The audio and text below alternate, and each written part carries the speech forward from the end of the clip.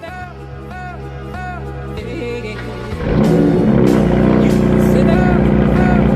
mio sogno diventare giornalista.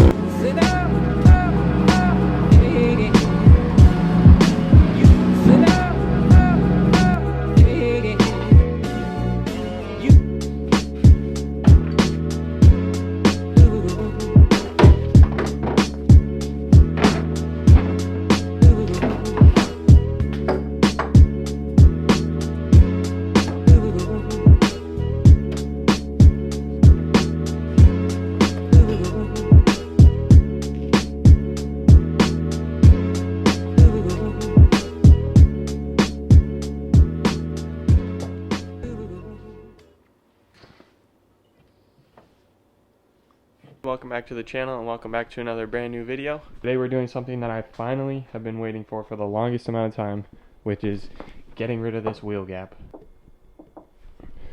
30, I installed coilovers on that car, but with this car I'm going a different route because the car came with EDC, electronic dampening control. I want to still have my buttons there so I'm able to adjust how stiff the suspension is.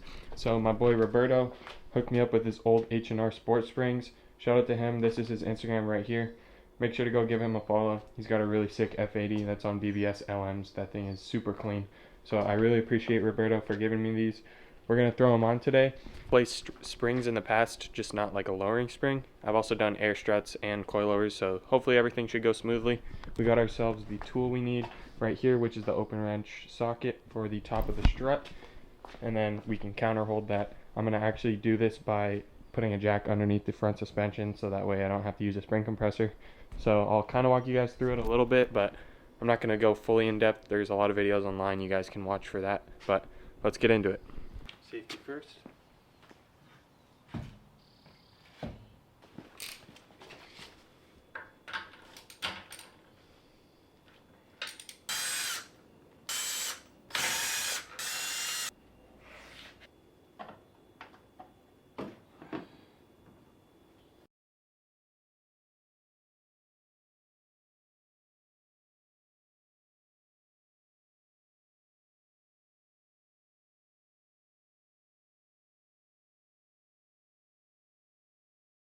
We got ourselves the first strut in, as you guys can see right there, the H&R springs. This is the difference between stock and H&R.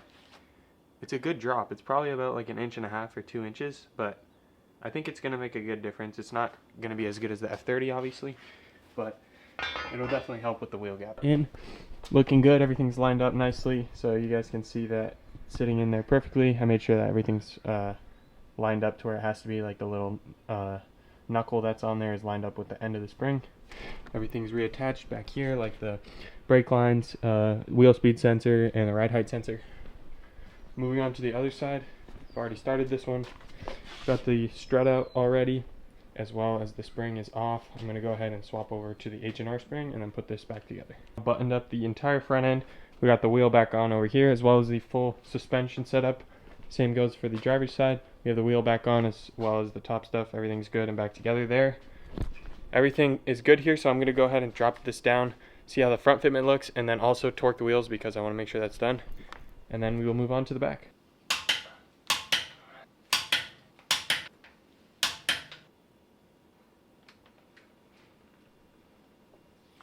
Oh, check out the wheel gap, boys.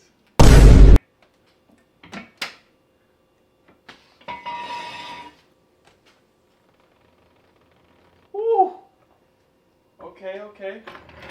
Still has to settle, but not too bad. Still has to settle in, and we got ourselves like maybe 2-3 fingers. These obviously aren't the lowest springs ever, but only about 2.5 fingers or so. Still has to settle in, so I'm gonna do the backs right now, and then after that I'll go drive it around a little bit just so it can settle in and you guys can see what it fully looks like when it's actually done. We don't have a 21mm wrench because the rear control arm on the inner requires a 21mm wrench and socket, so I'm gonna go to the store right now real quick. Be right back to doing this.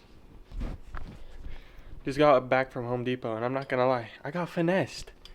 $30 for a wrench and a socket. I probably should have just gone to Harbor Freight, but it's farther away and I wasn't trying to waste time. But here we go on the rear. About to start this. Came back and it honestly settled a little bit more in the front. I'm really liking how that looks. It's definitely like nothing crazy, and obviously I'd like to be lower, but I mean for free and for some springs it's not too bad, and it still has to settle. Car jacked up here. Gonna go ahead and whip the wheels off, and we can start on the rear finally. Oh my god, you guys, when I tell you, this bolt right here is the most frustrating thing of all time. You see it right there? It's about like maybe, I don't know, 4 inches long, but that thing felt like 4 miles long. I don't have any electric, oh my god, I'm lightheaded, hold on.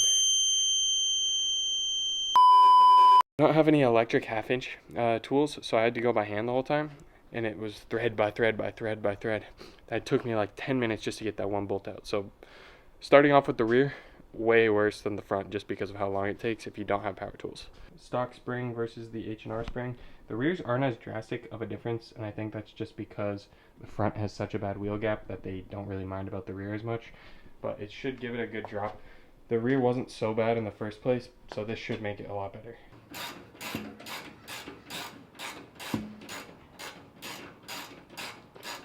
Ten years later.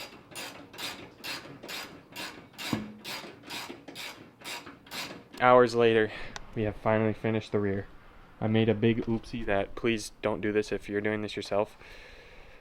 I made an accident, and I pretty much flipped the bottom puck on the rear spring on the driver's side. I had it 180 degrees backwards, and I realized that after I put everything back together. So basically I had to take it all back apart, and as I was taking it back apart, I forgot to disconnect the 10mm on the headlight level sensor, and I was pulling on it. I was like, why isn't it going? Why isn't it going? Well, I found out why it wasn't going, and bah, snapped it. So here's the level sensor bit that broke off. It broke off of this piece right here, so I'm going to try and glue it. If I can't glue it, then I'll just get a new one. It's whatever, but I think for the whole install, that's not too bad of an accident. So I'm about to put it back down on the ground right now. Everything is done. All we got to do is just torque the wheels once it's back on the ground. So let's take a look. Took a shower because I was completely covered in dirt. I'll give you guys a sneak peek, but look, it's over here.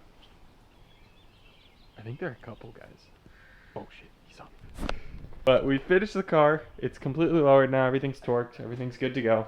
It still has to settle, so Jack, Riley, and I are going to go on a cruise. I think Riley's even going to take the F30, so that'll be fun. But you guys will get to see it once it's settled, once we do a little bit of driving. Hold start.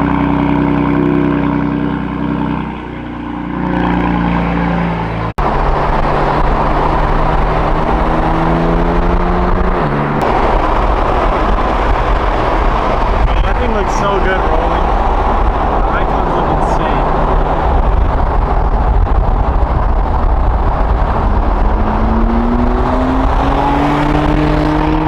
Alright, you guys, we have made it to the end of the video here. The car's not settled yet all the way, I'm sure, but definitely is a lot better than it was. I would say this lowering, I would rate it a 7 out of 10 because I still don't have the spacers. Riley, go ahead and never do that again. Oh my god, that is tough.